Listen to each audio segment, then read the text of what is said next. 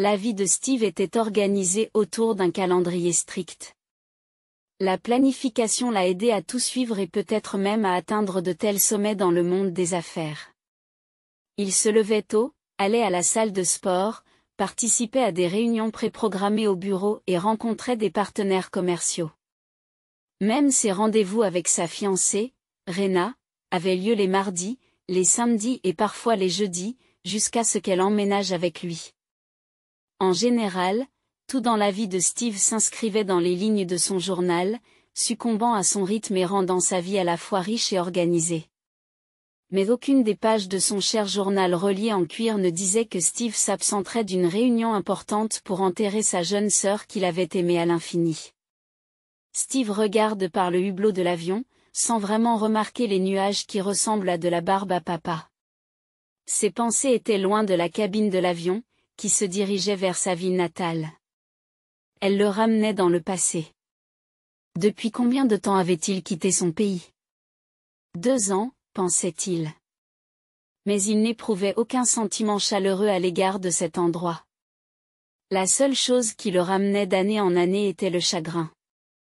Tout d'abord, il s'était disputé avec ses parents lorsqu'il était encore enfant. Il rêvait de faire de leur fils un dentiste, mais il n'allait pas arracher les plombages de quelqu'un, même pour beaucoup d'argent. En outre, Steve détestait sa ville. Pour certains, c'était peut-être un endroit magnifique, mais lui détestait tout ce qui s'y trouvait, sa routine nauséabonde, sa grisaille et ses tramways silencieux. Il aspirait corps et âme à la métropole, à un endroit où il pourrait réaliser son potentiel. Bien sûr, ses parents n'osaient pas laisser leur fils quitter le nid à l'âge de 18 ans. Mais Steve a fait ses valises, a laissé un mot et est parti faire carrière. Il s'est installé chez un ami, a commencé à travailler à temps partiel et a fait la paix avec ses parents au bout d'1 an. Mais ceux-ci ne pouvaient toujours pas accepter le choix de leur fils, ni lui pardonner sa fuite. Heureusement, Steve a pris la bonne décision. Il avait un don pour comprendre les voitures, et aussi une veine commerciale qui se manifestait inexplicablement dans son caractère. Il a habilement établi les bons contacts et, en 4 ans, il a obtenu le soutien de sponsors pour créer sa propre entreprise. Plus précisément, un magasin spécialisé dans la vente de pièces détachées, de composants et de consommables pour les voitures de toutes marques. L'entreprise a alors commencé à se développer comme de la levure. Un magasin de pièces détachées s'est transformé en 2, puis en 3, puis en 8. Des stations-service et des stations d'essence ont ouvert sous la marque. Récemment, il a même commencé à organiser des courses pour les fans de drift et des expositions de voitures tunées, considérant que c'était la meilleure publicité pour son réseau de magasins. Mais derrière toute l'agitation des affaires, il oublie sa famille. Dès que Steve a connu le succès, il a fidèlement aidé ses parents. Il leur envoie de l'argent, les appelle en vacances, les invite chez lui. Mais il se contentait de l'ignorer. Une fois, il les a entraînés avec sa sœur en ville, mais ils n'ont pas aimé l'agitation de la ville, qui ressemblait à une ruche. À l'âge de 28 ans, Steve pensait que sa vie était parfaite. Cependant, le destin avait d'autres plans pour lui. À l'automne de la même année, la mère de Steve est décédée des suites d'une pneumonie. Lorsque Steve est arrivé à l'hôpital, il était déjà trop tard pour lui dire au revoir. Cette tragédie a rapproché Steve et son père, mais pas pour longtemps. La mort de sa femme a profondément marqué l'homme et il l'a bientôt suivi dans la tombe. À l'époque, Meg venait d'avoir 18 ans. Mais elle refusait catégoriquement de déménager chez son frère. Steve n'insiste pas, reconnaissant qu'elle est capable de vivre seule. Si vous pensez que je ne peux pas me débrouiller seule, vous vous trompez lourdement. J'ai vécu tant bien que mal ici sans toi pendant toutes ces années, et je serai capable de continuer. La jeune fille grommela alors, mettant ses mains sur les côtés et regardant son frère, qui fronçait fortement les sourcils à cet instant, lui rappelant leur mère. Au fait, beaucoup d'étudiants ont déménagé dans des dortoirs d'autres villes et même d'autres pays pour faire des études, et j'ai mon université près de mon appartement. J'ai une bourse d'études ici. Steve a tenté de lui expliquer qu'il pouvait l'aider à s'inscrire dans une meilleure université, mais sa sœur est restée têtue comme un mouton. Finalement, Steve a abandonné et a soutenu sa sœur par tous les moyens possibles. Malgré cela, ils se voyaient rarement en personne, communiquant surtout par appel vidéo. Steve ne pouvait pas quitter son entreprise, tandis que Meg se consacrait à ses études universitaires et à ses amis. Steve avait vaguement l'impression qu'un homme était impliqué dans sa mort, mais elle ne l'a pas présenté et s'est contentée de faire un signe de la main lorsque Steve le lui a demandé. La dernière fois que Meg est venue le voir, c'était cet été, en août. Il l'avait invité à rester pour l'été. En juin, Meg a terminé sa 4e année à l'université, avec une spécialisation en sciences vétérinaires. Steve a payé ses billets pour la ville et tous les divertissements, gâtant sa jeune sœur avec plaisir. Il a dû prendre des jours sur son emploi du temps chargé pour consacrer du temps à sa sœur. Certes, Meg était encore inhabituellement calme et réfléchie, mais elle s'excusait en disant qu'elle était épuisée par les examens. Le fiancé de Steve était lui aussi inhabituellement grincheux à ce moment-là. Rena semblait être jalouse de la jeune sœur de son fiancé. Furieuse qu'il passe autant de temps et d'énergie avec elle. Oui, Meg et elle ne s'étaient jamais entendues. La jeune fille appelait Rena sorcière ou actrice de pacotille. Meg fronçait toujours le nez et roulait des yeux lorsque la fiancée de son frère ouvrait la bouche et faisait un de ses commentaires hautains. Par exemple, sur les goûts, l'apparence ou la coiffure de la sœur de Steve. Steve se contentait de les balayer du revers de la main. Les filles, elles se débrouilleront toutes seules. Il n'allait pas expliquer une fois de plus à sa fiancée qu'il ne lui restait que Meg dans ce monde. Maintenant, il regrettait seulement de ne pas avoir passé assez de temps avec Meg, ou de ne pas l'avoir laissée du tout dans sa ville. Un verre, monsieur ? La voix polie d'une hôtesse de l'air se fit entendre tout près. Du vin, peut-être du jus de fruits, de l'eau ? Steve se retourna et rencontra dans son regard une jolie blonde vêtue d'un uniforme rouge, d'une casquette et d'un foulard. Elle sourit avec charme au passager, avec son sourire répété, tenant une bouteille de vin dans ses mains, et s'apprêtant déjà à remplir le verre de l'homme. Depuis le début du vol, ils ont essayé de le saouler avec du champagne ou de le nourrir avec des amuse-gueules. Mais il n'arrivait pas à prendre une bouchée. Devant ses yeux, il y avait le visage de sa sœur, la dernière fois qu'ils s'étaient vus. C'était à l'aéroport. Il se souvenait que Meg avait hésité à lui dire au revoir. Elle avait marché d'un pied sur l'autre. Steve, commença-t-elle en levant les yeux vers lui, tu sais, je veux te dire. Mais soudain, la voix d'une femme a annoncé l'embarquement de son vol, et Meg a cessé d'en dire plus. Tu allais dire quelque chose ? Rappelle Steve à la jeune fille. Elle soupira et sourit, tendue. Eh bien, laisse tomber. Ce n'est pas grave. On en reparlera plus tard. Au revoir, mon grand frère. L'homme serra sa sœur dans ses bras, dont la tête atteignait à peine son épaule. Elle courut vers le terminal, se retourna et fit un signe de la main, à bientôt. L'homme la saluait, sans même se rendre compte qu'elle avait menti. Ils ne se reverront plus. Après leur rencontre, la jeune fille a disparu. Elle s'est retirée de la vie de son frère, prétextant un emploi, une charge de travail à l'université et Dieu sait quoi encore. Et puis il a reçu un appel. Mais ce n'était pas sa sœur. Steve fronce le nez et ferme ses paupières fatiguées. C'était comme si on lui avait versé du sable dans les yeux. Il ne se souvenait pas de la dernière fois qu'il avait dormi. Lorsqu'il avait reçu l'appel, il avait pensé qu'il s'agissait d'une blague cruelle et ridicule. Les filles de 20 ans ne peuvent pas quitter ce monde. Surtout pas une fille brillante et douce comme Meg. C'est trop cruel. C'était peut-être une erreur de penser ainsi, mais l'esprit de Steve était encore obstinément rempli de pensées sombres. Les prisons sont pleines de méchants qui vivent des impôts des gens ordinaires. Alors pourquoi les jeunes et les gentils meurent-ils ? Où est la justice ? Même maintenant, alors que Steve avait tout vérifié 1 millier de fois et qu'il s'envolait déjà vers l'endroit désigné pour identifier sa sœur, il espérait. Il espérait qu'il s'agissait d'une erreur. Avec ses pensées, Steve n'a pas remarqué comment l'avion a atterri. Il ne se souvenait plus quand il avait bouclé sa ceinture, comment il avait répondu aux questions de l'hôtesse de l'air, ni comment il avait pris un taxi.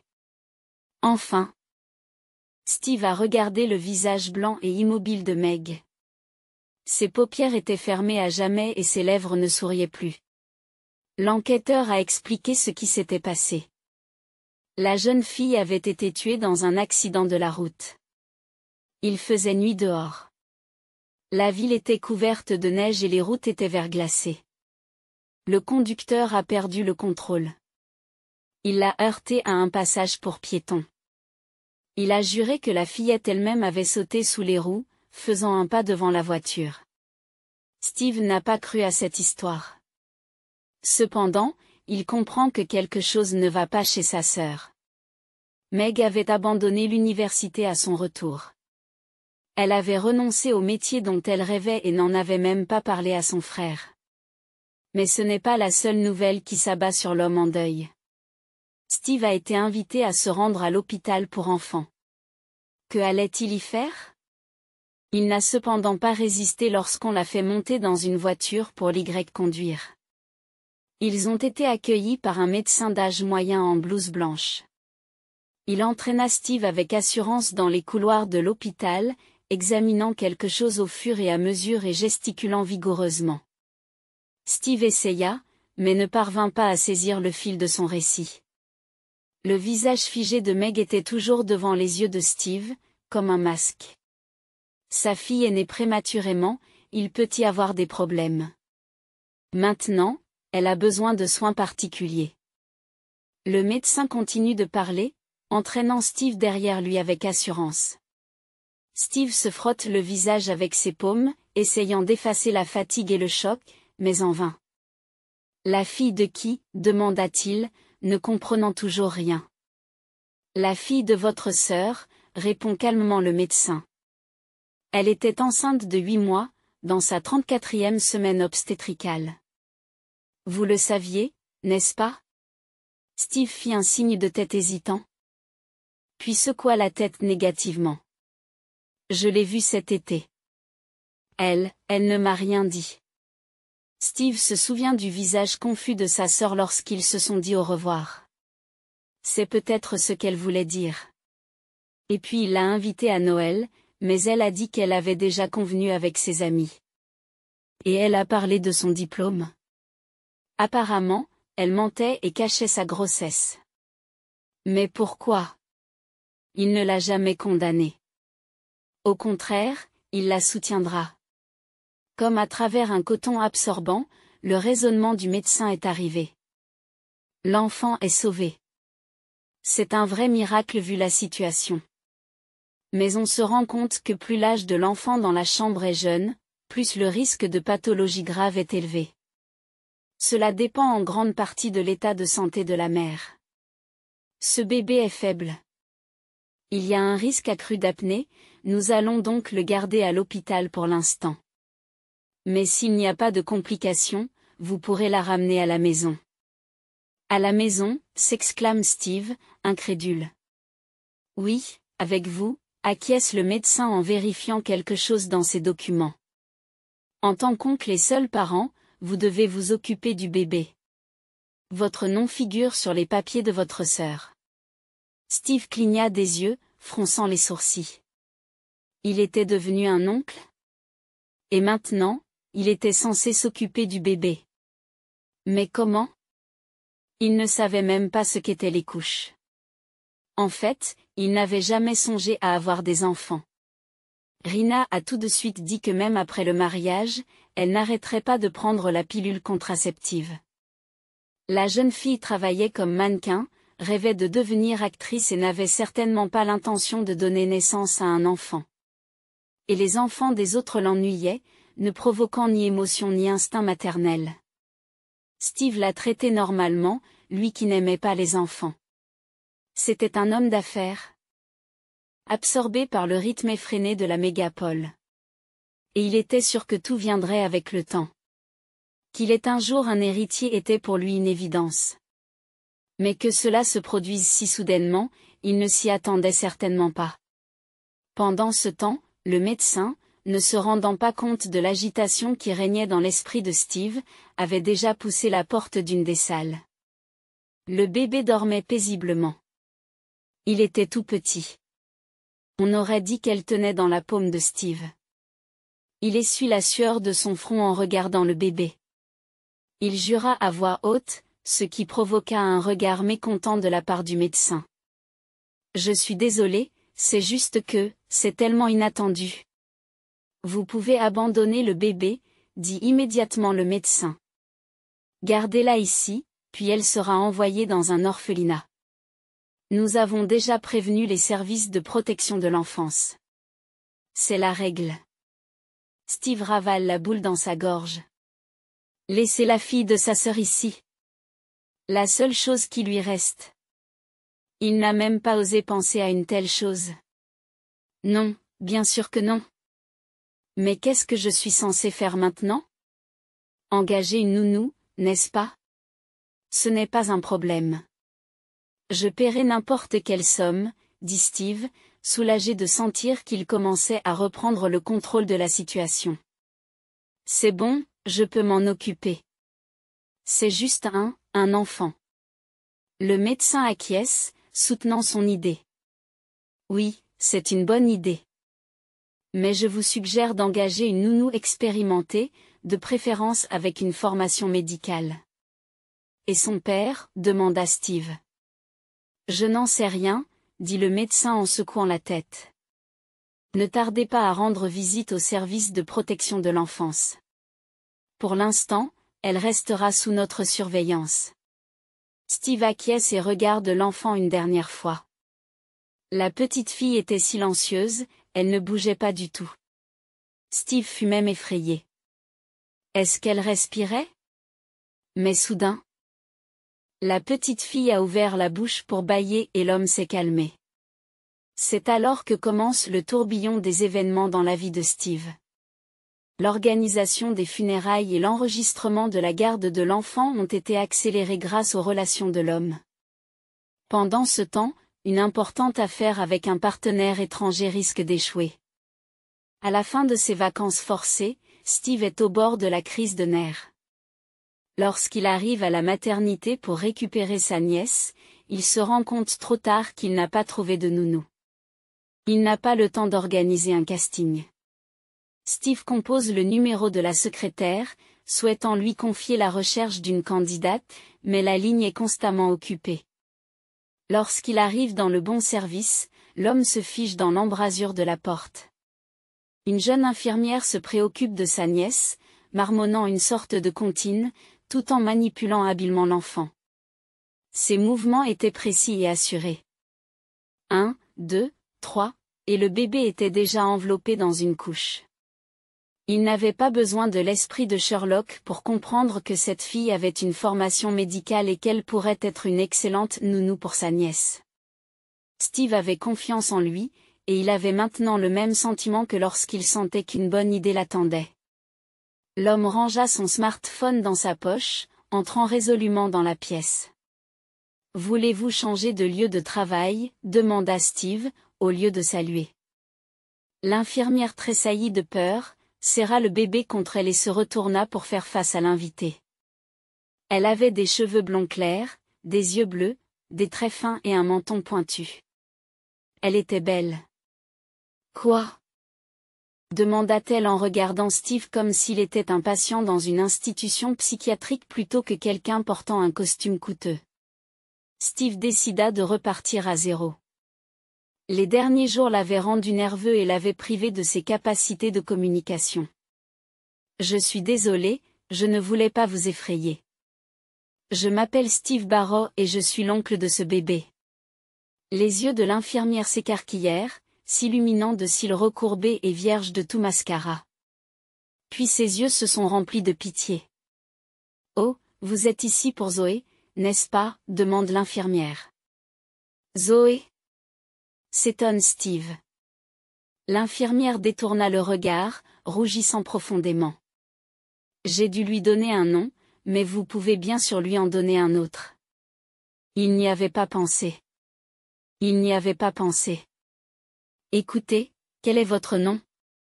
Faites, dit l'infirmière en endormant le bébé dans ses bras. Faites Hagen. Faites, ravi de vous rencontrer. Le problème, c'est que je dois partir pour ma ville et que le bébé a besoin de soins, ce que je ne sais pas du tout.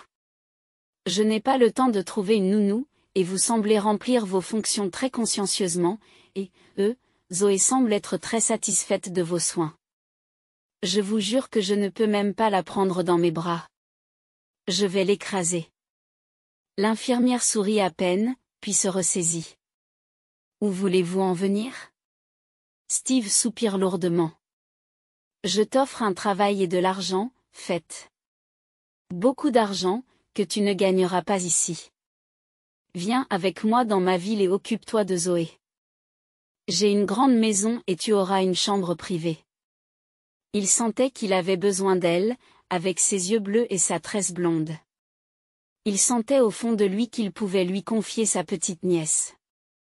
À son agréable surprise, la jeune fille ne répondit pas par un non catégorique à une offre aussi étrange. Il pensait devoir insister, mais elle serra les lèvres et demanda prudemment, « Combien allez-vous payer la nounou ?» Vous pouvez me donner n'importe quel chiffre, promit Steve. Donnez-moi un chiffre. Nous en discuterons et nous nous mettrons d'accord. Je peux aussi négocier avec le médecin-chef pour qu'il te laisse partir. Steve ne mentait pas. Il était prêt à payer n'importe quelle somme pour se décharger de la responsabilité du bébé. J'ai entendu parler de vous, dit Fête en regardant affectueusement le bébé endormi. Puis elle tourne son regard vers Steve. J'ai besoin d'argent, avoue-t-elle en le regardant résolument. Et j'ai besoin de ton aide. Actuellement, l'homme d'affaires lui répond en lui souriant largement et en lui tendant la paume de la main dans une démarche professionnelle. Donc, nous avons besoin l'un de l'autre. Marché conclu? Fête lui tendit délicatement le bébé et mit sa petite paume dans celle de Steve, en disant, marché conclu. L'homme la serra légèrement, concluant ainsi une transaction réussie. Le sens des affaires n'a jamais trompé Steve, et il était sûr qu'en faisant confiance à son intuition maintenant, il n'avait pas fait d'erreur. Mais l'homme ne pouvait même pas deviner les changements qui allaient résulter du contact de leurs mains. Lorsque le chauffeur de taxi arrêta la Lexus blanche devant le manoir de 2 étages, Steve fronça les sourcils. Une légère brûlure apparaissait dans chacune des fenêtres panoramiques du premier étage. Fête était assise sur le siège arrière avec le bébé. Elle était pâle après le vol. Bien que le voyage en lui-même n'ait pas duré longtemps, c'était le premier vol de sa vie, et en plus, elle était terriblement inquiète de la façon dont le bébé le supporterait. Heureusement, tout s'est bien passé. Zoé a dormi tout au long du voyage, ne s'intéressant ni aux nuages ni aux turbulences. Steve était lui aussi fatigué, et il ne rêvait plus que d'une chose, boire un verre de whisky et s'écrouler dans son lit. Cependant, la maison l'accueillit non pas dans un silence douillet, mais au son de la musique. « Vous faites une fête ?» demanda Fête à l'homme en entrant dans le grand hall. « Ça doit être ça », répondit Steve, incertain. Il y avait 2 douzaines de personnes autour d'eux, des mannequins, des acteurs, des blogueurs. L'air était rempli d'arômes de parfums coûteux, dans une combinaison étrange avec les odeurs de plats exotiques que l'hôtesse offrait aux invités. Bien que Steve traîne dans cette société, il n'en a jamais fait partie à part entière. Il a appris à leur sourire et à dire les bons mots aux bonnes personnes, mais il préfère de loin travailler dans son garage. En regardant les vêtements de marque des invités, l'éclat de leurs diamants et leurs faux sourires, il a souvent comparé ce lustre ostentatoire à une couche de dorure ou de peinture coûteuse appliquée sur la surface d'une voiture pour cacher la corrosion. Et voilà que Steve, fatigué par le vol de ces derniers jours, ne comprenait pas ce qui se passait chez lui, surtout à un moment aussi difficile pour lui. Heureusement, la réponse elle-même l'a trouvée. Rena, ayant remarqué le marié, émergea de la foule, mince et gracieuse, un verre de vin à la main. La bague de fiançailles massive était visible de tous. Elle l'avait choisie elle-même, ne confiant pas un tel travail à Steve. Remarquant le sourire de la mariée, Steve se renfrogna mentalement. Depuis qu'elle avait reçu la bague de fiançailles tant convoitée, se réjouissant comme Gollum et appelant presque le bijou mon précieux, elle avait commencé à montrer aux autres sa position. Le mannequin essayait de se montrer comme la maîtresse de maison, et cette bague était manifestement un autre moyen d'afficher son sens de la propriété. Steve, s'exclame-t-elle en entourant le cou du marié de ses bras, afin de ne pas renverser le prosecco. Oh, tu m'as tellement manqué, chérie. Et tu ne pouvais pas supporter l'ennui toute seule, dit Steve avec jalousie, et tu as invité les personnes les plus proches pour te soutenir? N'est-ce pas? Ce n'est pas qu'il était contre ce genre de fête, mais là, le moment était tellement mal choisi. Il ne comprenait pas comment Rena n'y avait pas pensé elle-même.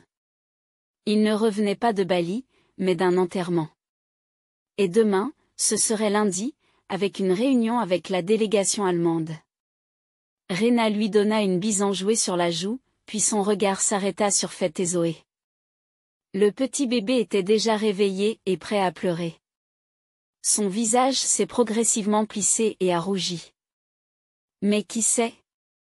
La blonde plissa les yeux en regardant les inconnus et les sacs contenant des affaires d'enfants. Fête et Zoé, elles vont vivre avec nous, dit l'homme en essayant de se rappeler pourquoi il n'avait pas informé sa fiancée plus tôt. Pourtant, il n'avait rencontré Zoé que depuis 2 jours. La bouche de Rena, maquillée de rouge à lèvres écarlates, s'entr'ouvrit. Elle regarda Steve, s'attendant à ce qu'il rie et dise qu'il plaisantait. Mais Steve s'était déjà détourné de sa fiancée en entendant l'enfant commencer à gémir. « Je vais t'emmener dans ta chambre. Seuls les meubles des enfants seront apportés demain. Ma secrétaire s'est occupée de tout, dit-il à Fête. Elle acquiesça et le suivit. Mais l'homme n'avait pas fait un pas que Rena s'accrochait à lui. « Tu te moques de moi? Tu es allé dans une autre ville et tu es revenu avec une fille et un bébé, et tu penses que tu peux partir sans tout m'expliquer, n'est-ce pas ?» Les mots étaient grossiers, mais Steve se rendait compte que la situation était plus que normale. Il aurait dû en parler à sa femme plus tôt. Il lui prit la main et toucha ses doigts avec ses lèvres. « Je reviendrai dans quelques minutes et nous parlerons, d'accord, dit-il, et sans attendre sa réponse, il fit un signe de tête à Fête. Steve a donné à Fête une chambre au 2e étage, avec une salle de bain privée et un balcon. L'homme a d'abord proposé de mettre le bébé dans une autre chambre, mais Fête a refusé, expliquant que le nourrisson devait être surveillé la nuit. Vous pouvez vous promener librement dans la maison et utiliser toutes les choses. Ne soyez pas timide, a-t-il dit à la nounou. La nourriture dans le réfrigérateur est à vous. Nous cuisinons rarement, mais je vous commanderai un petit déjeuner. Si vous voulez dîner, alors. Je n'ai pas faim. J'ai mangé dans l'avion.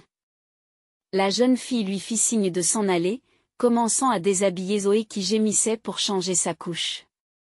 L'homme regarda ses mouvements confiants et réalisa une fois de plus qu'il avait fait le bon choix. De toute évidence, c'est Dieu lui-même qui lui a envoyé cette infirmière.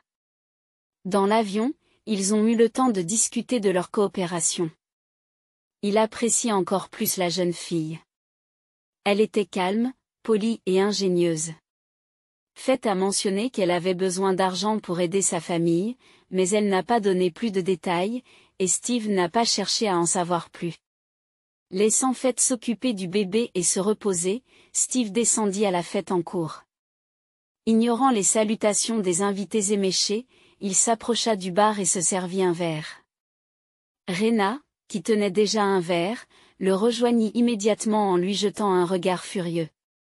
S'installant dans un fauteuil à l'écart de l'épicentre de la fête, Steve expliqua la situation à son épouse. Seule Rena, déjà bien éméchée, n'est pas satisfaite de cette explication. « Ce n'est pas normal, s'exclame-t-elle. Je suis contre. Dans la cuisine, quelque chose se brise avec fracas. Steve se couvre brièvement les yeux et prend une grande inspiration. Je veux que tes invités s'en aillent, Rena. J'ai besoin de me reposer, dit-il fermement, ne voulant pas discuter. Tes invités doivent-ils partir aussi? En colère, il fait un signe de tête en direction du 2e étage, comme si fête se tenait dans les escaliers. La nounou et le bébé vivront ici, répète Steve. Mais tu ne m'as même pas consulté? Se plaignit Rena. La maison est grande. Si vous voulez, vous n'aurez même pas besoin de vous rencontrer. Steve tente de la calmer. Trouvez-leur une chambre d'hôtel, demanda Rena. Tu veux qu'un bébé vive dans un hôtel? Vraiment? Steve est incrédule. Alors un autre appartement. Construisez-leur quelque chose dans le jardin. Peu importe ce que c'est. Je ne veux pas partager cette maison avec une autre femme. Et de toute façon, un bébé? Le pays n'a plus d'orphelinat? J'avais l'habitude de commencer ma journée avec du yoga, des massages, des ambitions et un expresso. Pas avec des pleurs de bébé, Steve. Les rires des autres et un mélange de parfums mirent l'homme d'affaires en colère. L'hystérie de Rena commençait à devenir agaçante. Ne devrait-elle pas le soutenir? Elle flippait comme s'il avait acheté une maîtresse et son bébé dans la maison. Mais il a amené l'infirmière et l'enfant de la sœur. La sœur est morte et Rena ne lui a même pas demandé comment il se sentait après avoir perdu son dernier parent. C'est mon enfant, Rena, dit Steve en serrant le verre avec fermeté. C'est la mienne à partir de maintenant. Le visage de Rena devint pâle et elle comprima ses lèvres, jetant des regards furieux en direction de son fiancé. Steve, ce n'est pas ton enfant. Ta sœur a accouché et nous ne savons même pas qui est le père. Comment pouvons-nous savoir quel type d'hérédité a le bébé? Peut-être qu'elle deviendra une meurtrière, une alcoolique ou une droguée, qui sait? Rena ne réagit pas de manière excessive, dit l'homme d'un ton sec. Cependant, la jeune femme en colère ne l'a pas entendu et a continué à exprimer son opinion. Tu ne devrais pas prendre la responsabilité des péchés des autres, et tu ne peux pas me faire accepter qu'elle crie et qu'elle fasse pipi sous elle, la pauvre petite. Soudain, Steve a jeté un nouveau regard sur son épouse. Il n'avait pas réalisé qu'elle détestait autant les enfants. Il pensait que la jeune fille ne se préoccupait que de sa silhouette et de sa carrière de mannequin, mais ses paroles, dirigées vers le bébé, étaient remplies de tant de fiel que c'en était impensable. Je ne te force pas. Je te le demande, dit Steve en se maîtrisant à peine et en buvant une bonne gorgée de whisky. Il faut s'en remettre. Je ne te demande pas de t'occuper du bébé. Accepte juste que j'ai Zoé maintenant. Rena se crispe, serre les poings et se penche en avant. Non, Steve, siffla-t-elle comme un serpent, sans que les boucles blanches sur sa tête ne bougent. Choisis entre moi et ce petit monstre. En entendant un tel ultimatum, Steve devint soudain furieux, comme si un fusible avait sauté. Il jeta le verre dans le mur, le brisant en plusieurs tessons et laissant une trace humide d'alcool sur le papier peint. Rena sursauta, se couvrant la bouche de sa main. Ses yeux s'écarquillèrent, exprimant l'horreur, comme si le verre s'était brisé non pas contre le mur, mais contre sa jolie tête aux boucles platines. Alors sortez! Hurla l'homme.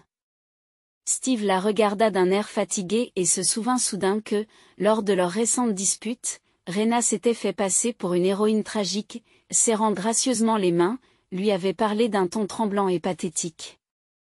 Elle ne cessait de loucher sur le miroir d'en face, comme si elle se demandait à quoi elle ressemblait à ce moment-là.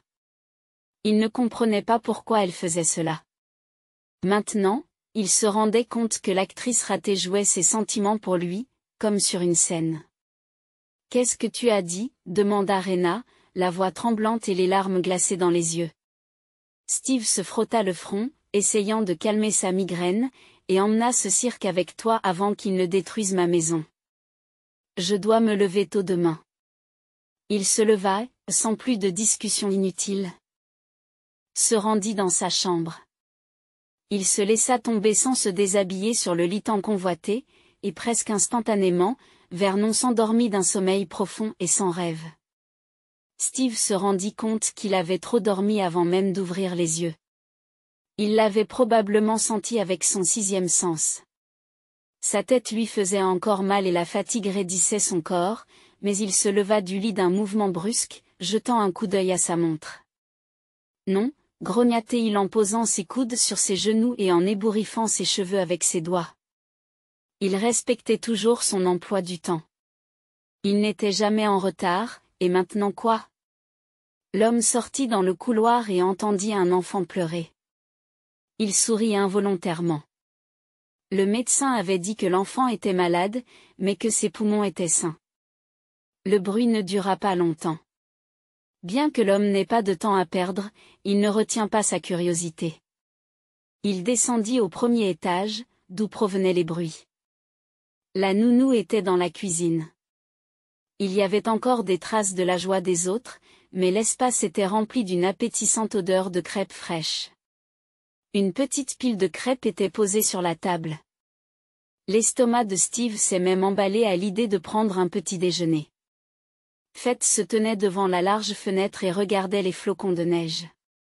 Zoé, dans un body propre, était dans ses bras et buvait du lait maternisé au biberon.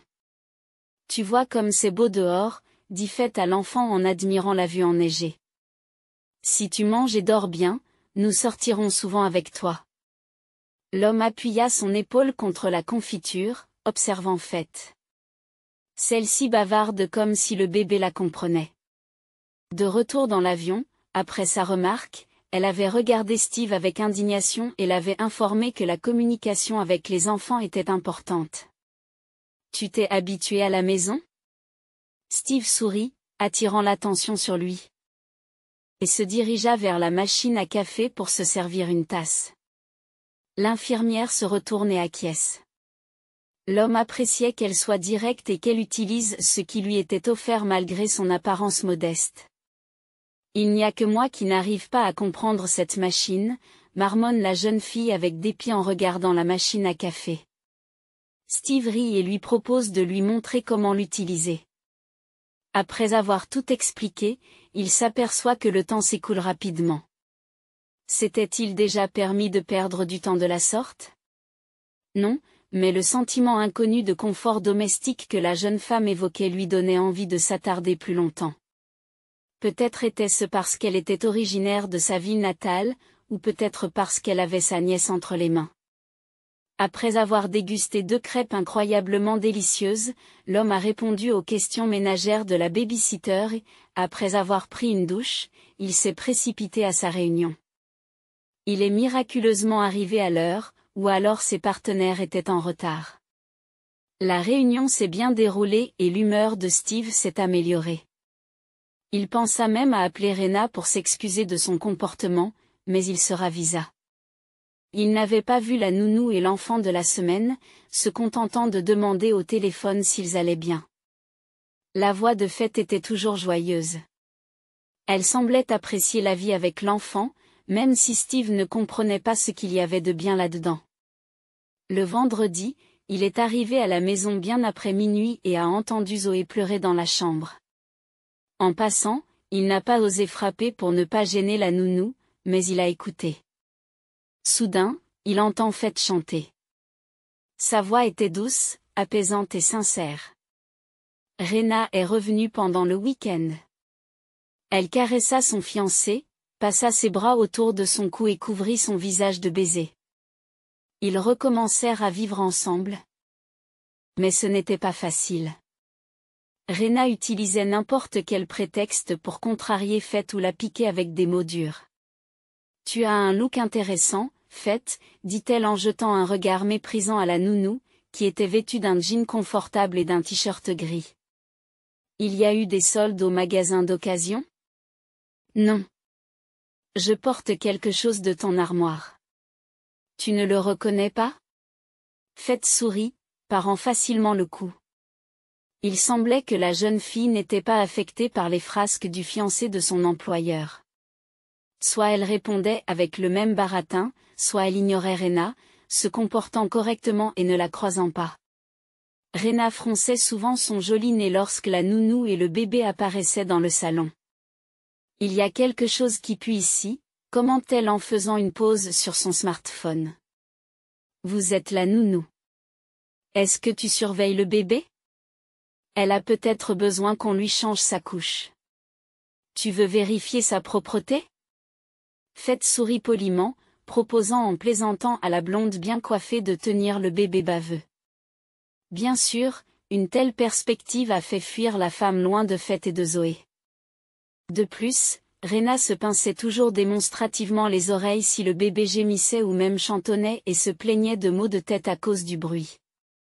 Cependant, Faith était sûre que la cause principale de ses migraines était les fêtes bruyantes et le nombre de cocktails qu'elle buvait, et non le bébé. Mais ce qui dérangeait encore plus Rena, c'est que Steve, lui, se sentait à l'aise en présence de la nounou et du bébé.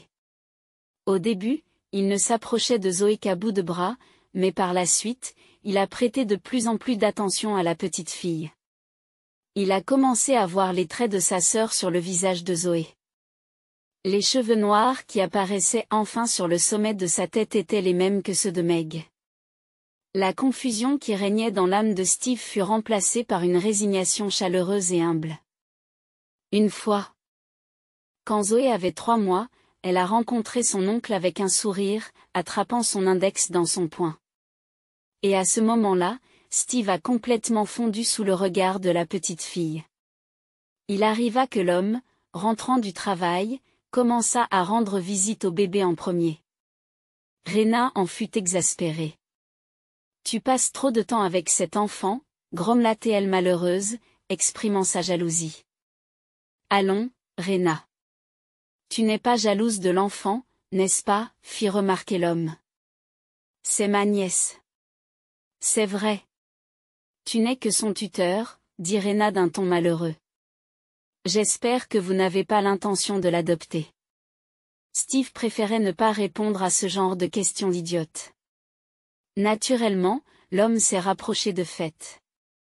Au début, il ne parlait que de Zoé, puis ils se mirent à parler de tout. La jeune infirmière s'est révélée intéressante et cultivée. Si Steve en avait l'occasion, il s'asseyait pendant des heures dans le salon, discutant de livres et des dernières nouvelles, écoutant de la musique ou discutant de sujets philosophiques, comme la quantité d'argent dont une personne a besoin pour être heureuse. Il discutait aussi de sujets philosophiques, comme la quantité d'argent dont une personne a besoin pour être heureuse, ce qu'une personne doit laisser derrière elle dans ce monde, l'existence d'âme sœur et l'éternelle question de savoir si la vie a un sens. Il discutait généralement de ces sujets avec enthousiasme tout en mangeant le dîner que l'homme commandait au restaurant, ou que Faith préparait de ses propres mains si elle avait le temps. Faith ne connaissait pas les voitures et Steve ne comprenait pas du tout les subtilités de la médecine. Cependant, ils aimaient tous les deux les vieux films et l'histoire du monde, et ils discutaient passionnément de divers sujets. Faith disait toujours ce qu'elle pensait, sans céder à Steve. Même s'il était son patron. Et il l'appréciait. Steve ne pouvait même pas imaginer à quel point il avait besoin de telles conversations. Toutes ces discussions tournaient autour des affaires, et Rena ne parlait que d'elle-même.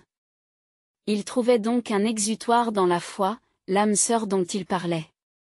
Rena ne voulait pas rester à la maison. Elle ne voulait pas non plus parler du sens de la vie. Elle ne voulait pas de crêpes pour le petit déjeuner parce qu'elle ne mangeait pas de gluten. Elle voulait un smoothie aux légumes verts et participer à la semaine de la mode à New York. Steve essaie de satisfaire sa fiancée, mais elle devient de plus en plus grincheuse. Plus tard, l'affaire a pris une tournure plus abrupte.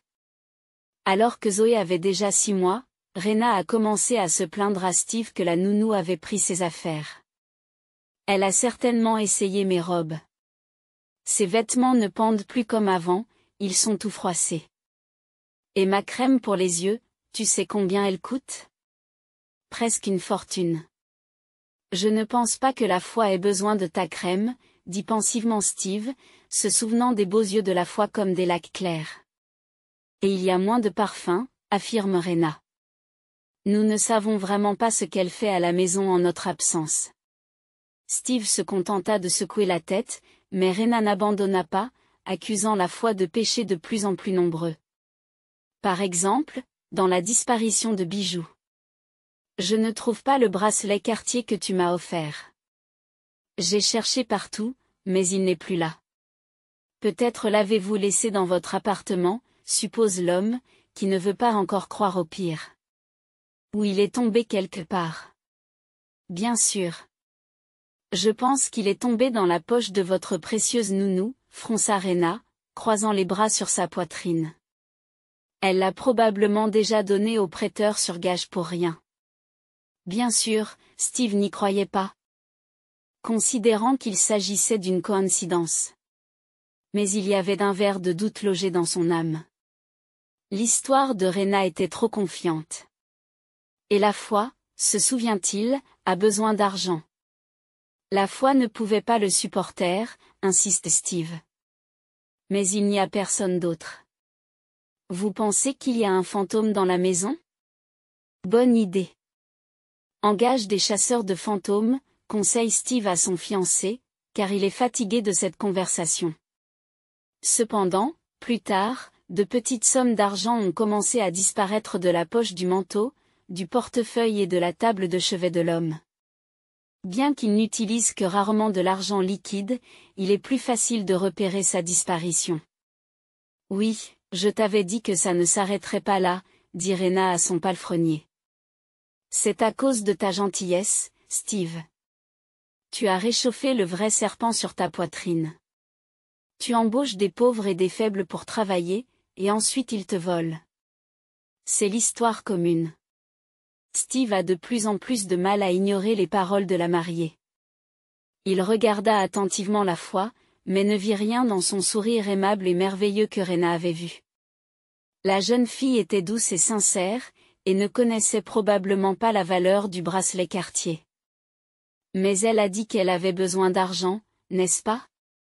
Un dimanche matin, alors que Steve s'était permis de dormir un peu plus longtemps, il fut réveillé par les cris d'une femme. Il sauta du lit, vêtu seulement de son pantalon de pyjama, pensant dans son sommeil que quelque chose était arrivé à Zoé. Fête et Rena se tenaient face à face. La nounou était pâle, et Rena était violette de rage. Steve, s'exclama-t-elle d'une voix triomphante, en levant la main, révélant le bibelot brillant, j'ai retrouvé mon bracelet. J'ai trouvé mon bracelet. Tu sais où? Dans le sac des affaires de bébé. Elle l'a caché là et allait probablement le vendre. Je n'ai rien pris. C'est la première fois que je le vois. Dit Fête en haussant la voix et en l'imprégnant de ressentiment. Steve n'avait pas encore eu le temps de se débarrasser de sa somnolence et regarda les femmes en fronçant les sourcils. Ce doit être un accident. Oh, voyons. On ne peut pas mettre accidentellement les affaires de quelqu'un d'autre dans son sac, insiste Rena. Peut-être qu'elle l'a pris pour un jouet d'enfant et qu'elle l'a emporté avec les autres affaires. Steve hausse les épaules. Je n'ai rien pris. Fête serra les poings, devenant blanche comme un linge. Pourquoi aurais-je fait ça? Steve, dit quelque chose, demande Rena en tapant du pied. Mais l'homme ne savait pas de quel côté se placer. Soudain, l'idée de la disparition de l'argent lui revint à l'esprit. Il jeta un coup d'œil à la nounou figée et dit prudemment, « Fête, si tu as besoin d'argent de toute urgence », la fille recula et ses yeux s'agrandirent sous le choc. Steve vacille. L'appel téléphonique l'a détourné de cette conversation, sans lui donner l'occasion de s'expliquer. Après avoir parlé à son collègue, il s'assit en soupirant. Ils allaient devoir résoudre ce problème. Le mariage de Rena et Steve n'était que dans 3 mois, et il était clair que Rena ne s'entendrait pas avec Fête. Il devrait peut-être louer un appartement pour la nounou et le bébé, mais il ne voulait pas laisser partir Zoé. Et pour être honnête, il ne voulait pas non plus laisser partir Fête.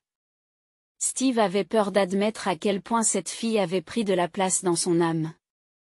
Sans réfléchir, Steve a commencé à faire défiler son téléphone jusqu'au profil de son fiancé. Il regarda leurs photos communes, réalisant que pas une seule ne le montrait vraiment souriant. Rena le traînait toujours à des événements tapa accent grave l'œil comme un singe savant. Steve fronça les sourcils. Hier soir encore, sa fiancée s'était réunie avec ses amis et avait posté quelques photos. Sur l'une d'elles, on la voyait avec un cocktail dans les mains. Soudain, Steve vit le malheureux bracelet qu'elle portait au poignet. Il appelle sa fiancée, lorsqu'elle entre dans la chambre, il lui demande « Quand as-tu remarqué que le bracelet avait disparu ?» Rena portait la même robe que sur la photo et sentait la fumée de narguilé et l'alcool. Elle venait probablement de rentrer et de dessouler, décidant de faire une autre scène. Il y a peut-être une semaine ? Elle haussa ses fines épaules couvertes de quelque chose de brillant. Tu réalises qu'on ne peut pas laisser passer ça, n'est-ce pas ? Steve acquiesça. Nous devrons nous excuser. Ces excuses ne me suffisent pas, dit la fille en se levant. Rena, tu ne me comprends pas. C'est toi qui dois t'excuser auprès de Fête et faire en sorte qu'elle te pardonne pour cette farce. Sur ces mots, Steve lui montre la photo avec le bracelet. Dis-moi, c'est toi qui as volé l'argent ? Mais pourquoi, Rena ? Rena a cligné des yeux de manière incompréhensible puis s'est enflammée. Bien sûr, elle a essayé de mentir en disant que la photo était vieille et que le bracelet était différent. Mais Steve n'a fait que balayer ses excuses invraisemblables. Rena a donc claqué bruyamment la porte et quitté la maison. Steve se rendit dans la chambre de Fête et, à sa grande surprise, il vit que l'infirmière était en train de mettre ses affaires dans une valise. Zoé était allongée sur un tapis d'éveil et donnait des coups de pied aux jouets suspendus au-dessus d'elle. « Fête, où vas-tu » demanda Steve, surpris, en la regardant plier ses t-shirts avec soin. Elle se retourna par-dessus son épaule et se remit à sa tâche, avouant honnêtement « Je n'en peux plus. » Ne vous inquiétez pas, je travaillerai encore quelques jours jusqu'à ce que vous trouviez un remplaçant, mais pas plus. Quelque chose en Steve frémit et s'agite, quelque chose qui sommeille depuis longtemps dans la poitrine d'un homme. Il ressentit une envie irrésistible de se précipiter sur Fête, d'arracher brutalement la valise, de disperser ses affaires et de les laisser dans cette pièce, même sur le sol. Mais il se rendit compte que cette fière fille, s'il le fallait, irait pieds nus. Elle ne prendrait certainement pas la monnaie de sa poche ou le parfum de quelqu'un d'autre. Steve se sentit incroyablement honteux d'avoir osé douter d'elle, ne serait-ce qu'un instant. « Fête, je suis désolé, » dit-il en faisant un pas vers elle. « Ne prends pas de décision hâtive. C'est ma faute. C'est juste que... » Ses poings se serrent et se desserrent sous l'effet de l'impuissance qui l'étreint. Il ne voulait qu'une chose, la serrer dans ses bras et ne plus la lâcher. La jeune fille ne se retourna pas. Elle s'est figée. Ses épaules se contractèrent tandis qu'elle prenait une profonde respiration convulsive. « Ma petite sœur est malade », finit-elle par avouer. Elle a un cancer du sang et vit littéralement à l'hôpital, sous perfusion. C'est le même diagnostic que celui de notre père. C'est probablement la raison pour laquelle j'ai fait des études de médecine. C'est pourquoi nous avons besoin d'argent pour le traitement, la chirurgie et la rééducation. Les médicaments coûtent cher. Nous collectons de l'argent par le biais d'un fonds de charité, mais je ne peux pas rester les bras croisés. Maman ne peut pas travailler. Elle est toujours avec sa sœur et papa est parti. La chimiothérapie l'a aidée au début, mais son état s'est ensuite détérioré. Lorsque la jeune fille se retourne, ses yeux bleus sont remplis de larmes, ce qui leur donne encore plus l'aspect d'un lac glacé. Elle s'appelle Dasha, dit Fête. Un léger sourire se dessine sur ses lèvres lorsqu'elle parle de sa sœur. Elle n'a que 5 ans maintenant. Elle n'est pas allée à la maternelle, mais elle rêve d'aller à l'école. Et je veux que ce rêve devienne réalité. Peut-être que si ça pouvait vraiment la sauver, j'aurais volé ton foutu bracelet ou l'argent. Mais je ne l'ai pas fait. Pourquoi tu ne m'as pas dit tout ça la première fois ? Faites chuchote. Tu crois que je ne t'aurais pas aidé? Elle secoue la tête en essuyant une larme. Ce n'est pas ton problème. Steve posa doucement ses paumes sur les épaules de la jeune fille, la rapprochant de lui. Au début, elle se crispa dans ses bras, comme si elle voulait reculer. Mais la jeune fille se rendit. Un sanglot s'échappa de sa poitrine et elle posa son menton sur le torse de Steve. Eh bien, tout va s'arranger. Il tenta de réconforter Fête, frottant doucement sa paume sur son dos. L'homme ne se doutait pas de la force qui se cachait dans ses épaules fragiles, ni de la douleur qui se dissimulait derrière ce doux sourire. Fête avait mentionné qu'elle aimait s'occuper de sa jeune sœur, mais elle n'avait jamais trahi la tragédie de leur famille par un mot ou un regard. Zoé gronda comme si elle était mécontente de quelque chose. Entendant cela, la nounou renifla, son nez rougissant, et s'éloigna de Steve. L'homme se rendit compte qu'il ne voulait pas la laisser partir. La jeune fille releva la tête et essuya les larmes salées de son visage en souriant. « Ne t'en vas pas, d'accord ?» demanda Steve du fond du cœur. « Je me sentirai mal sans toi. » Les yeux de la jeune fille s'ouvrirent et son visage se figea dans le doute. Steve se racla la gorge et se reprit. « Je ne peux pas faire face à Zoé, et elle est déjà habituée à toi. Tu m'as apprivoisé aussi avec tes pancakes aux myrtilles, Fête, et on est responsable de ce qu'on apprivoise, tu te souviens ?» Il gloussa, essayant de faire face à l'excitation enfantine qu'il n'avait pas ressentie depuis si longtemps. Il disait la vérité, mais pas toute la vérité. Steve ne voulait plus venir dans la maison vide. Il aimait retourner à l'endroit où vivaient Fête et Zoé. Pour la première fois.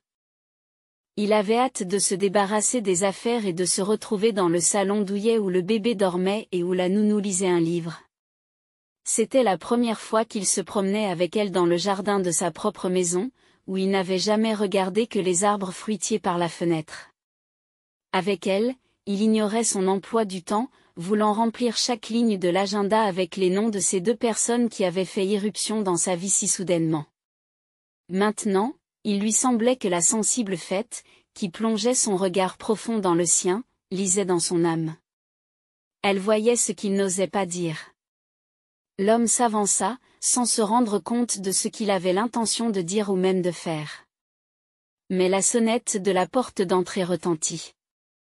Steve soupira, réalisant que l'appel lui avait évité de commettre une erreur. Il ne pouvait pas faire ça à Rena ou à Fête.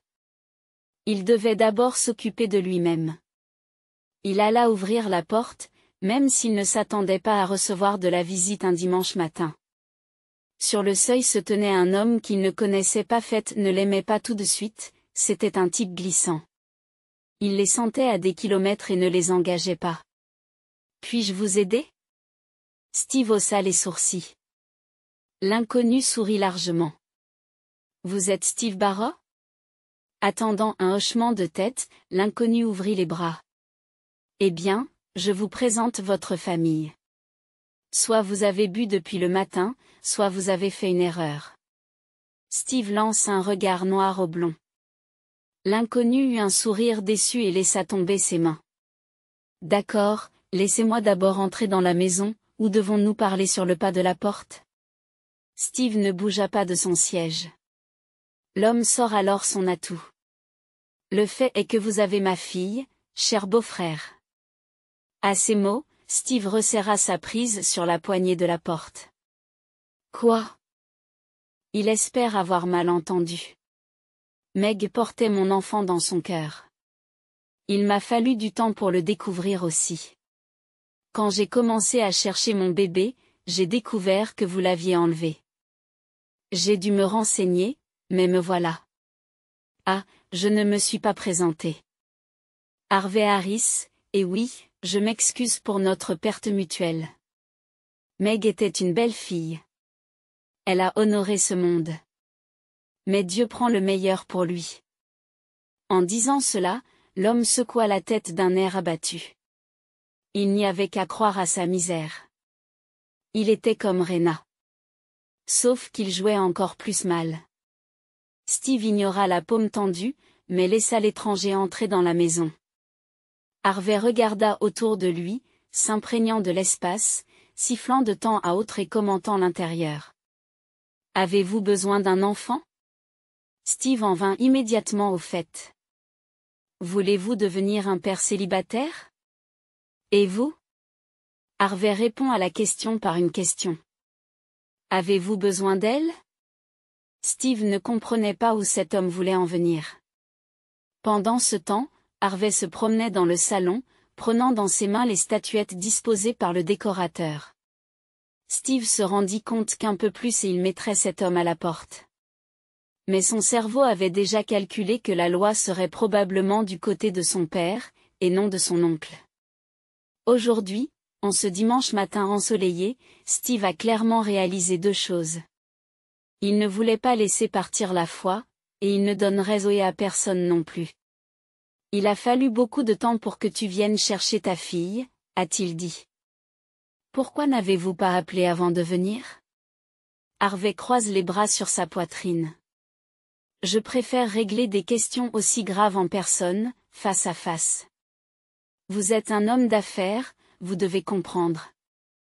Vous avez beaucoup d'argent, n'est-ce pas ? » Steve, déjà fatigué des danses autour du principal, interrompt Harvey. « Qu'est-ce que tu veux ?» L'homme a finalement cessé de faire l'imbécile et a dit. « J'ai besoin d'un sponsor. » Il met de côté le bâton de bougie et regarde Steve dans les yeux. « Vous voyez, je suis un coureur automobile, et vous êtes le sponsor parfait pour un jeune talent comme moi. » Steve secoua la tête. Harvey serra les dents et son visage prit un instant une expression bestiale. Cependant, il a rapidement réprimé son arrogance et a souri. Tout le monde a des hauts et des bas. J'avais un sponsor, mais nous ne nous entendions pas. Il y a eu un scandale, juste un malentendu. Mais cela a beaucoup nui à ma réputation, explique-t-il à contre-séhure. Steve prend mentalement note de vérifier ce qu'il en est. Alors vous et ma sœur, dit Steve en poussant son invité dans la bonne direction de la conversation. Oh oui, Meg et moi avions une relation merveilleuse. Nous sortions ensemble depuis 1 an et nous avions l'intention de nous marier. Mais j'étais partie à une compétition. J'espérais signer un contrat et nous nous serions mariés. Mais le destin en a voulu autrement.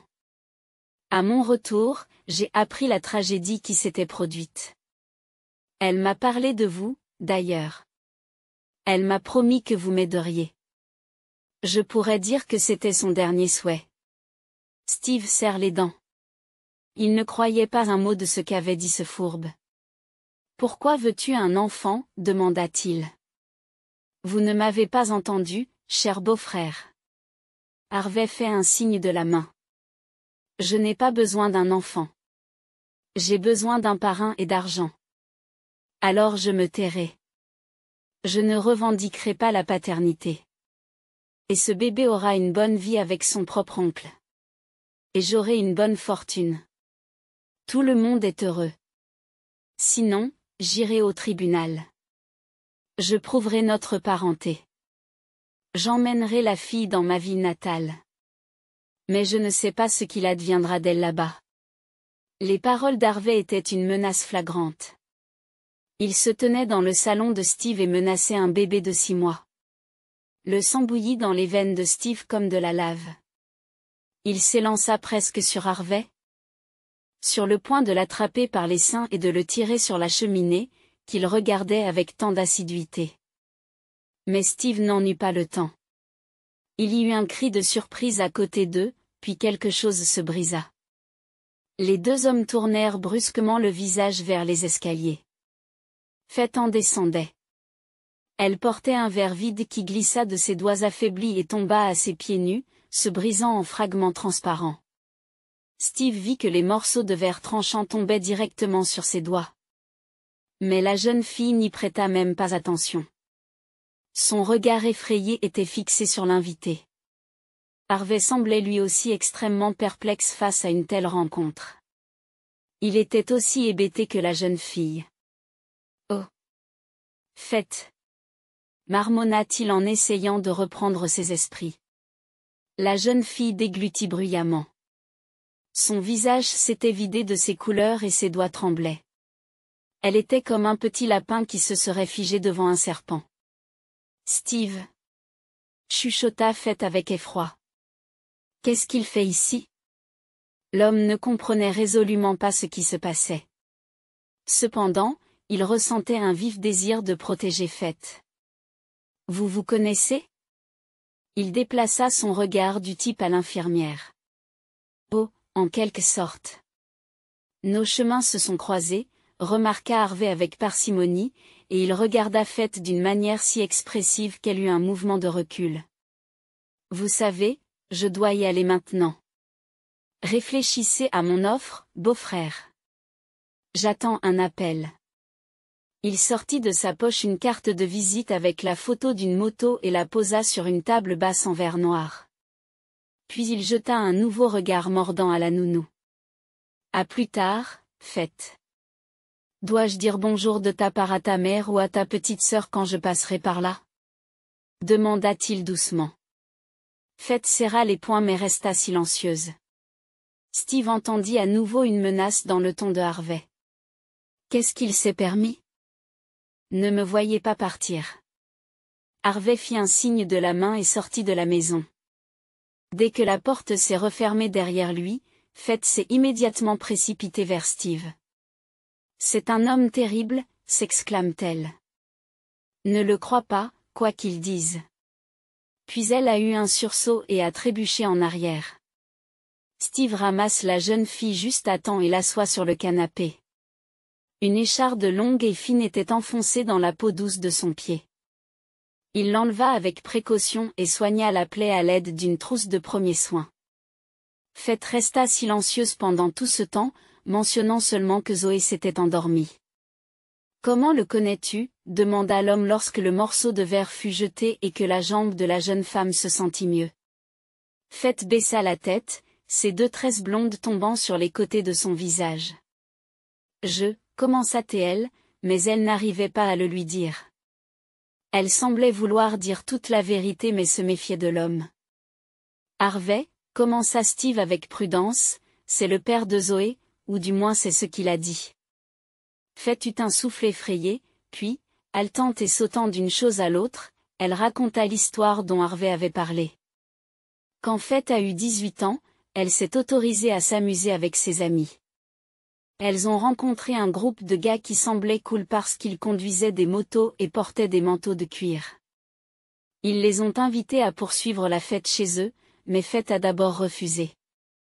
Ses amis l'ont supplié de ne pas casser le buzz et ont affirmé que l'âge adulte n'arrivait qu'une fois dans la vie. Sous la pression de leur demande, Faith a cédé mais a dit qu'elle n'avait qu'une heure. Elle était déjà fatiguée de danser et tombait des nues. Les gars les ont mis sur leur moto et les ont emmenés dans une maison à la périphérie. Faith a eu la chance de rouler avec Harvey qui s'est occupé de la fêter toute la soirée. Je ne peux pas expliquer ce qui s'est passé dans la maison. Avoue Faith en serrant ses doigts. Je n'ai pas bu. Tu sais, je n'ai pas bu chez eux non plus. Quand j'ai voulu partir, il a porté un toast en mon honneur et m'a donné un verre de jus de fruits. Il m'a demandé de tout boire. Quand j'ai bu le jus, le monde a tremblé. Le matin, je me suis réveillée nue dans le lit avec lui. Mon téléphone était éteint parce que ma mère l'avait appelé 1 million de fois. Je me sentais très mal. Et lui, il a dit que c'était ma faute, que je savais où j'allais et que si une fille accepte l'invitation d'un homme dans son appartement, elle sait à quoi s'attendre. Mais je ne l'ai pas fait. Je le jure. Faith a serré ses mains si fort qu'il y avait des marques d'ongles sur sa peau. Steve posa sa paume sur ses articulations pour tenter de la calmer. Mais ce n'est pas fini, n'est-ce pas, demanda Steve. Faith secoue la tête. Il m'a donné de l'argent pour un taxi et m'a dit de sortir. J'ai trouvé la robe. Les bretelles étaient déchirées et il avait mis une entaille sur le lit. Il a dit que j'étais sa folle du jubilé. Mais ce n'est pas tout. J'allais partir quand il m'a attrapé le menton, durement et douloureusement. Il m'a regardé dans les yeux et m'a dit que si j'ouvrais la bouche, Tout le monde verrait ce que j'avais fait hier soir. Il a dit qu'il avait pris une vidéo et qu'il la mettrait certainement sur les sites internet. Faith prend une grande inspiration et expire bruyamment. Elle libère ses mains des paumes de Steve et se frotte le visage. Elle ne pleurait plus. Je ne savais pas quoi faire. Mes amis m'ont dit d'oublier. Mais je n'y arrivais pas. Je me sentais sale, humiliée. Alors je suis allée à la police et j'ai porté plainte. Mais c'était trop tard et ça n'a servi à rien. Faith secoua la tête et poursuivit avec amertume.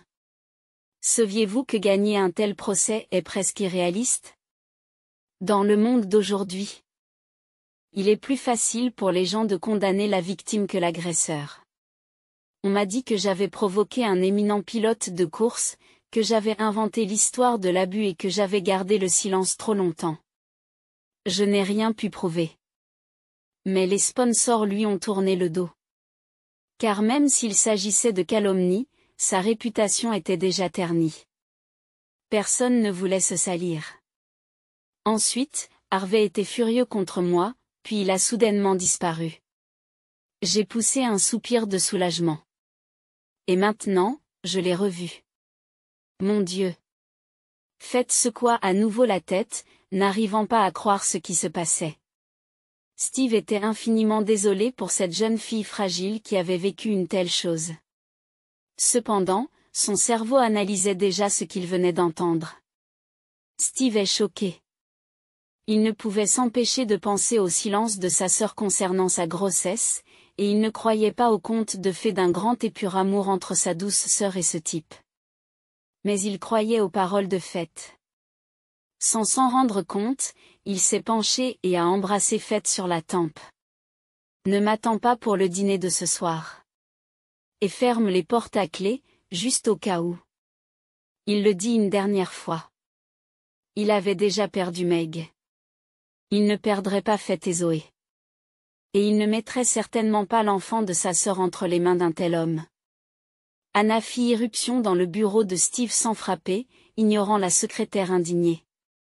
Steve, je sais que tu es occupé à jouer le vengeur sanguinaire, mais nous devons essayer les gâteaux de mariage ce soir. Nous ne pouvons plus remettre cela à plus tard, dit-elle d'un ton professionnel en s'asseyant sur la chaise en face de lui. Steve leva les yeux des documents apportés par l'avocat. L'avocat était un vrai pro, il n'y avait donc aucun doute sur le fait qu'ils allaient gagner le procès. La seule question était de savoir combien de temps ils allaient mettre ce coureur automobile derrière les barreaux. Plus ils creusaient, plus ils trouvaient de choses. Ils ont réussi à trouver d'autres victimes, des filles terrifiées comme Faith. Lorsqu'elles ont fait leur déposition, la police a dû fouiller l'appartement de l'homme. Ils ont pris son ordinateur, son portable et tout le reste. C'est ainsi que les enquêteurs ont découvert les vidéos qu'ils conservaient comme trophées, dans certains cas, comme moyen de chantage. Le cœur de Steve s'est brisé lorsqu'il a appris que sa sœur figurait également sur ces vidéos. Cependant, il pense maintenant que sa pauvre sœur, fatiguée, a peut-être fait un pas devant la voiture. Elle devait être au bout du rouleau. Steve s'en veut également. Comment a-t-il pu ne pas s'en apercevoir? Bien sûr, il ne pouvait pas changer le passé, mais il pouvait venger sa sœur et honorer sa mémoire en mettant son agresseur en prison. Le procès a commencé il y a un mois et devait se tenir ce week-end. Steve et Rena se sont réconciliés après que cette dernière soit venue s'excuser auprès de Faith. Elle se tordit les mains, pleura et expliqua qu'elle était terriblement jalouse, mais seulement parce qu'elle était follement amoureuse de Steve. Steve était déjà occupé par le procès, il n'a donc pas beaucoup réfléchi à la raison pour laquelle il se préparait à nouveau pour le mariage. « Quelle heure est-il » demanda humblement Steve en mettant le dossier de côté. « À 7 heures », répondit la mariée, rayonnante. À la pâtisserie française à Éclair, dans le centre. Steve acquiesce distraitement, pensant à l'état de Zoé. La petite fille était malade depuis quelques jours. Faith s'en sortait, mais il était évident qu'elle était aussi inquiète. Les médecins ne parvenaient pas à déterminer ce qui n'allait pas avec le bébé. Il disait qu'il s'agissait de coliques, mais seul Faith en doutait. Zoé pleurait souvent, pâlissait, avait une respiration sifflante, était essoufflée et avait la diarrhée.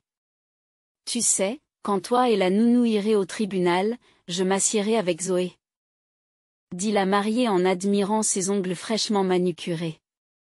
Steve cligna des yeux, surpris par la sensibilité de Rena et sa proposition d'aide. Sérieusement, demanda-t-il à nouveau. Rena haussa les épaules. Je ne suis pas une personne horrible, Steve. Oui, je ne suis pas ravie de l'enfant, mais puisque la fille vient avec toi, j'essaierai de l'accepter. Êtes-vous sûr de pouvoir le supporter, demande Steve, prudent. Ne vous inquiétez pas. Je m'évanouis à la vue d'une couche. Et puis, je veux que tu saches que je t'apprécie, Steve. Elle se pencha sur la table et toucha sa main avec la sienne, qui était glacée. Je suis de ton côté et je t'aime. Tu m'entends? Si c'est important pour toi, c'est important pour moi aussi. Cependant, le bébé et la nounou ne feront pas partie du voyage de noces, alors ne te fais pas trop d'illusions, dit Rena en riant joyeusement. Steve sourit distraitement, acceptant son aide.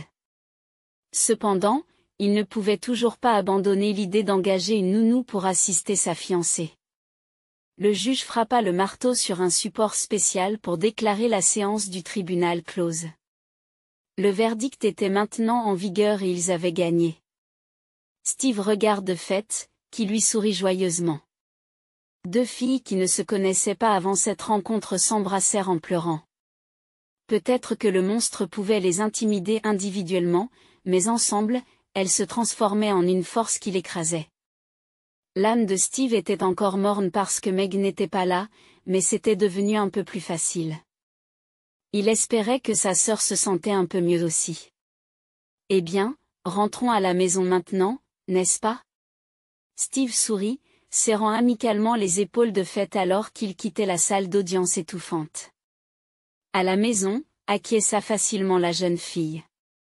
Pour Zoé, je suis très inquiet. Elle va beaucoup mieux ces derniers temps. Mais je n'ai pas l'habitude d'être sans elle pendant si longtemps. Une chose dans l'estomac de Steve s'est retournée lorsqu'il s'est rendu compte à quel point il se sentait chez eux au même endroit et à quel point il s'était attaché à la petite Zoé. Alors qu'il rentrait chez eux en voiture, Steve reçut un appel de Rena. Il a appuyé sur le haut-parleur tout en continuant à conduire. Rena, nous sommes déjà en train de rentrer à la maison. Cependant, il entendit la fille sangloter en réponse et son cœur s'enfonça dans les talons. Nous sommes à l'hôpital, Steve, dit Rena en pleurant. Zoé est retombée malade comme avant, mais je ne savais pas quoi faire. Je ne suis pas infirmière. J'ai appelé une ambulance. Elle vomissait, tu sais. J'avais tellement peur, Steve. L'homme a donné un coup de volant, faisant faire demi-tour à la voiture. Il appuie sur l'accélérateur et se précipite à l'hôpital. Qu'est-ce que c'est que ça? Se dit-il en serrant fermement le volant. C'est à peine si quelque chose s'améliore, au moins un peu, comme si le destin lui donnait à nouveau un coup de pouce. Mon Dieu, qu'elle aille bien. Steve, tout ira bien. Tu entends? Faith chuchote doucement, comme si elle répondait à ses pensées. Il se contenta de hocher la tête d'un air sévère. Ils arrivèrent à l'hôpital, évitant miraculeusement un accident. L'homme regardait les feux rouges avec indignation, comme s'il était lui-même le médecin qui pouvait sauver la vie de son enfant. Bien sûr, Zoé était sa fille maintenant. Comment pourrait-elle ne pas l'être? Les médecins accueillent l'oncle inquiet avec de bonnes nouvelles. L'enfant est dans un état grave, mais tout ira bien, dit le médecin. Nous faisons des recherches pour comprendre la cause de sa maladie. Steve expire et s'accroupit dans le couloir. Où est Rena? Demanda-t-il à la femme qui était venue avec le bébé. Elle ne se sentait pas bien. Nous lui avons administré un sédatif et l'avons emmenée dans la chambre. Répondit une infirmière à la place du médecin. Je vais vous montrer la sortie. Steve se tourna vers Faith, indécis, mais elle acquiesça en souriant. Je reste ici. L'homme suivit l'infirmière. Lorsqu'il pénétra dans la salle obscure, il ne trouva personne. Il entendit alors de l'eau couler du robinet des toilettes et réalisa que Rena était là. Pour une raison quelconque, il pensa que la jeune fille pleurait, après avoir subi un tel stress. Steve se dirigea vers la porte, mais il n'eut pas le temps de frapper qu'il entendit le rire joyeux de Rena. Ce n'était pas le rire d'une femme effrayée. Il m'a cru? Rena sourit en parlant à quelqu'un au téléphone. Toute l'équipe m'a cru. C'était digne d'un Oscar, croyez-moi. J'aimerais être encore à Hollywood. Mais j'ai pris un petit départ, n'est-ce pas? Steve se tient à l'extérieur de la porte, écoutant les paroles furieuses de la mariée au téléphone. Non, je ne le laisserai pas adopter ce petit morveux. La progéniture de sa sœur ne recevra rien de la succession de mon mari, je le jure. Je viens de faire une overdose aujourd'hui, alors je vais devoir faire profil bas. Pour ne pas éveiller les soupçons à l'avenir. Mais je ne m'arrêterai pas. J'en ai assez, connard. J'en garderai aussi pour la baby-sitter. Elle est si ennuyeuse. Tu sais ce que Steve a fait? Il paie le traitement de sa sœur. Il organise aussi une course de charité pour récolter de l'argent. Steve est devenu tout blanc en entendant cela. Soudain, il se remémore le début du malaise de l'enfant. Il semble que cela fasse un moment que Rena a recommencé à vivre avec lui. Depuis qu'elle s'occupe davantage de Zoé, il se souvient qu'elle a même donné de la purée de légumes à l'enfant. Steve est mon ticket chanceux, poursuit Rena. Quand nous avons rompu, j'ai couché avec un réalisateur. Et qu'est-ce que tu crois? Il s'est avéré être une chèvre rare. Et Steve a de l'argent, et bientôt ils m'appartiendront tous. Ok, bébé, viens. Il va bientôt arriver. Et je veux me démaquiller pour être belle et jolie. Bisous. Steve recula d'un pas, s'éloignant de la porte. Il sortit son smartphone et composa le numéro de l'avocat avec lequel ils avaient gagné l'affaire il y a à peine 2 heures. Bonjour, nous avons encore une affaire à traiter. Steve respire profondément l'air frais et iodé. Il regarde la mer azur, les vagues qui caressent le sable blanc. La journée était merveilleuse. Il éteint son téléphone pour profiter pleinement de ses vacances. Les rires des enfants attirent son attention. Zoé, 3 ans, avait peur de s'approcher trop près des vagues. Mais avec la joie d'un chiot, elle est revenue en courant quelques secondes plus tard. Faith l'encourage en filmant avec son téléphone. Steve fixe son épouse, médusée. Sa femme rayonnait de bonheur depuis quelques jours, non seulement parce que sa sœur s'était rétablie, mais aussi parce qu'ils étaient heureux en ménage. Steve abaisse son regard vers le ventre à peine arrondi de son épouse. Dieu qu'elle est belle! La femme, enceinte, rayonnait de l'intérieur. En regardant comment Faith aidait Zoé à construire un château de sable, l'homme pensa, il n'avait pas réalisé la valeur de la famille jusqu'à ce qu'il la perde. Il n'avait pas réalisé à quel point il voulait une famille à lui jusqu'à ce qu'il en rencontre une.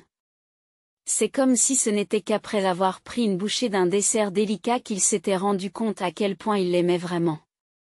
Aujourd'hui, il ne changerait certainement pas sa famille pour une entreprise. Cependant, l'une n'interférait plus avec l'autre.